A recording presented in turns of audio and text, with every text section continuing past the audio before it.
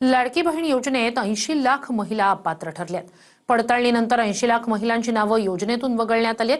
लाभार्थ्यांची संख्या 2,46,00,000वरून 1,66,00,000वर पोहोचली। ही केवायसीची मुदत वाढवण्याबाबत सरकारचा कोणताही प्रस्ताव नाहीये। मुख्यमंत्री लाडकी बहीण योजनेत 80 लाख महिला अपात्र ठरल्या आहेत।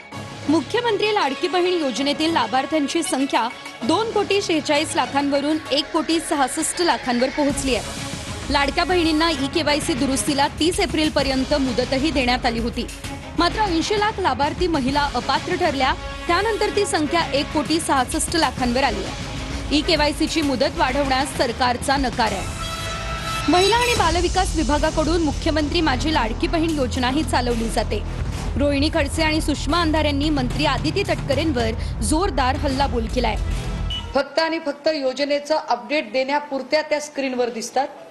अशा योजना अपडेट मंत्री आदिती तटकरे यांनी ज्या 80 लाख महिला ज्यांचं कपात संख्या केलेली आहे ते 144 कोटी रुपये याचं नेमकं आता भरपाई कोण करणार याचं उत्तर दिलं पाहिजे। मोठे मोठे पान भरून तुम्ही ॲडव्हर्टाइज देतायत, स्वतःची वाहवा करून घेतायत। एवढ्या सगळ्या गोष्टींसाठी सरकारकडे पैसा आहे आणि मग माझ्या लाडक्या बहिणींना जो 1,500 रुपयाचा महिना मिळतोय हाच त्यांच्या डोळ्यात का खुपतो आहे?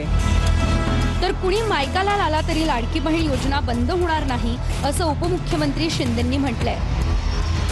लाडकी बहीण योजना सुरू केली तेव्हा अनेकांनी विरोध केला, पण मी आपल्याला सांगतो या व्यासपीठावरून कोणी माईकाला आला तरी लाडकी बहीण योजना कधीही बंद होणार नाही।